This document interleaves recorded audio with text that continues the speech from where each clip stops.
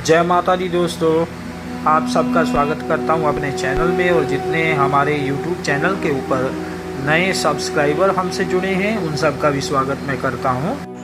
आज मैं आपसे ऐसी साधना के विषय में बात करूंगा। श्रद्धापूर्वक इस साधना को सफल कर लेने के बाद नए और सामान्य साधक के अंदर भी तांत्रिक के गुण आ जाते हैं। इसके बाद की जाने वाली हर साधना सफल हो जाती है।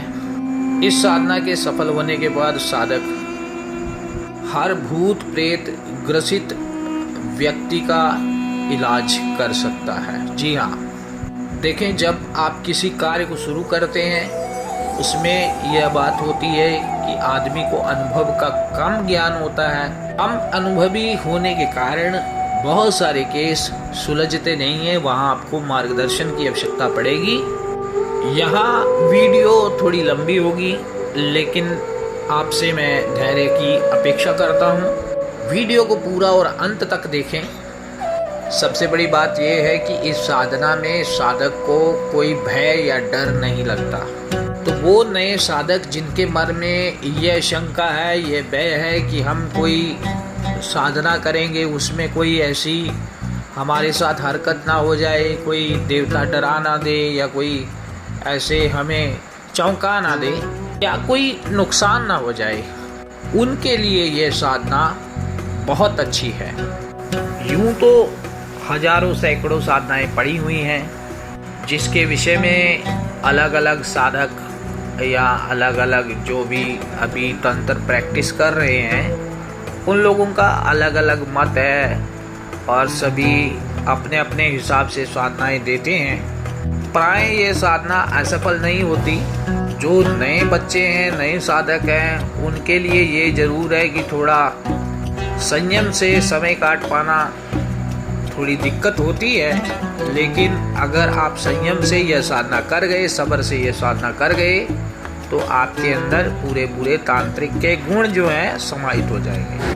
असल में जो टिप्स दिए जाते हैं वो हम किसी की बात सुनकर ही वह टिप्स सीख सकते हैं।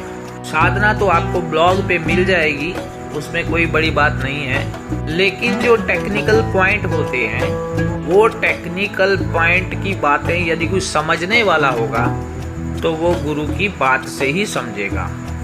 इस साधना को बहुत सारे लोग 21 दिन की मानकर चलते हैं, लेकिन मैं ऐसा आपसे नहीं कहूँगा। इस साधना को पूरा सवा महीना यानी 43 डेज किया जाना चाहिए, जिससे कि इसके अच्छे परिणाम और इसके चमत्कारिक जो पहलू हैं आपके जीवन में आपके सामने आए। किसी की झाड़ करनी है या झाड़ा लगाना है, किसी का उतारा करना है या कुछ चीज़ काटनी छांटनी है, किसी चीज़ की चढ़ाई करवानी है, तो इसके बाद आपकी जुबान लगनी चालू हो जाएगी। इस साधना का जो इष्ट है बहुत ज़बरदस्त है, 52 वीरों में से है और अपने साधक की भली भांति रक्षा करता है।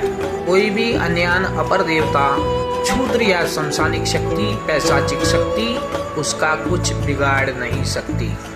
इसमें कमी एक ही चीज की रहती है कि जब तक साधक को व्यवहारिक ज्ञान नहीं होता या किसी गुरु के सानिध्य में नहीं रहा होता, के अंदर इतना सब्र ना हो कि अपने गुरु की बात सुन सके, वे साधक पूरी तरह से किसी भी गुण को ग्रहण नहीं कर पाते। किसी भरे हुए पात्र को पुनः भरना जब तक वो खाली ना किया जाए संभव नहीं हो पाता। ज्ञान न होने की बजाय कम ज्ञान होना अधिक हानिकारक होता है। मार्गदर्शन तो इसमें पूरा चाहिए, हाँ, लेकिन उतना कठिन भी नहीं है, असंभव भी नहीं है कि ये किया ना जा सके।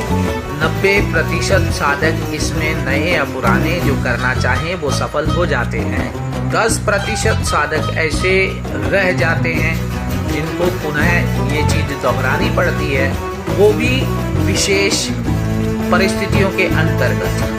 2 मंत्र यहाँ ब्लॉग में दिए जाएंगे, वीडियो के डिटेल बॉक्स से आपको लिंक प्राप्त हो जाएगा। साधना करने से पूर्व सबसे पहले अपनी सामग्रियाँ जुटा लें।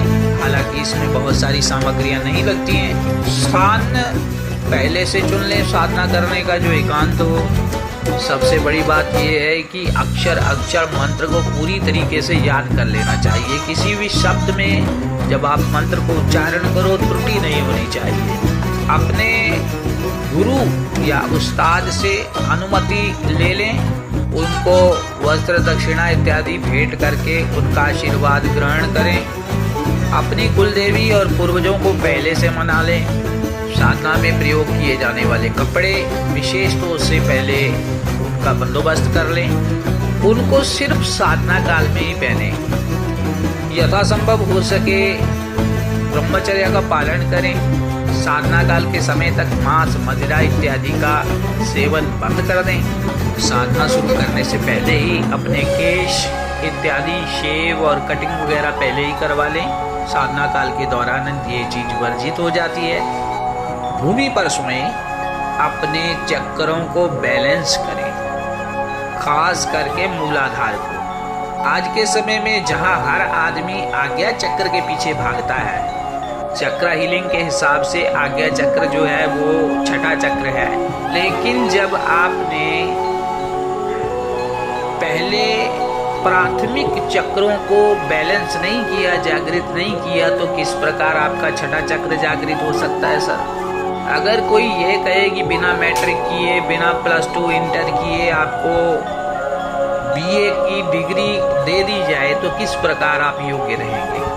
आप अयोग्य ही रहेंगे, क्योंकि आप प्रणाली पद्धति के हिसाब से नहीं चले।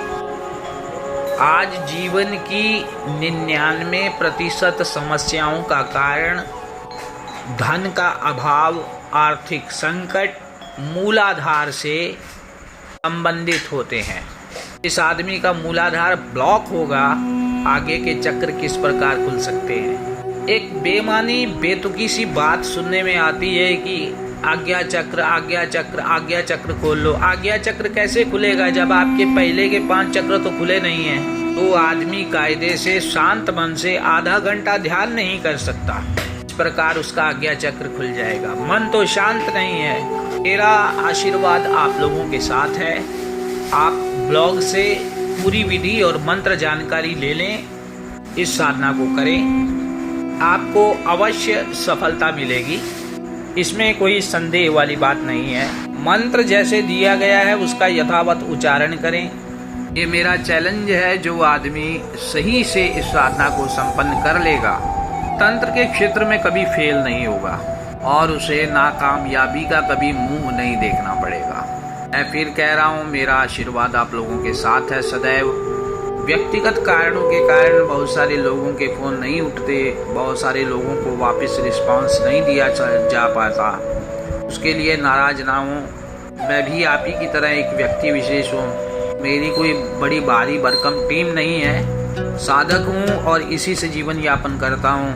कार्यशैली ऐसी है, जब पाठ पूजा पे बैठते हैं तो उसमें प्रत्येक व्यक्ति का उठ करके फोन कि तकरीबन असमय भी लोग कर देते हैं, मध्य रात्रि को कर देते हैं, या उस समय कॉल करते हैं कि जब आप साधना में लगे होते हैं, तो उस समय यह संभव नहीं हो पाता कि हम कॉल रिसीव करें और उसका जवाब दे दें। धैर्य के साथ वीडियो देखी, आपका बहुत बहुत धन्यवाद। आशा करता हूं कि यह वीडियो आपके जीवन में उपयोगी सिद्ध होगी। वीडियो थोड़ी लंबी हो गई है, इसके लिए मुझे क्षमा करें। दोबारा फिर से मेरा शुभ आशीर्वाद उन लोगों के लिए जो ये साधनाएं करना चाहते हैं। पहले इस साधना को कर लें, उसके बाद देखें जितनी भी साधनाएं आप करेंगे सब साधनाएं धीरे धीरे सफल होती जाएंगी। तंत्र वीक्षा यूट्यूब चैनल आपके लिए ऐसे जानकारी भरे वीडियोस बनाने के लिए तत्पर है। जब हमारी बनाई हुई वीडियो को आप लोग सब्सक्राइब करते हैं, लाइक करते हैं, तो हमारे मन में भी प्रोत्साहन पैदा होता है ऐसी वीडियो और बनाने के लिए कि आपके जीवन में सार्थक हों। आज्ञा दीजिए, अब मिलते हैं नई वीडियो में दोबारा। जय माता दी।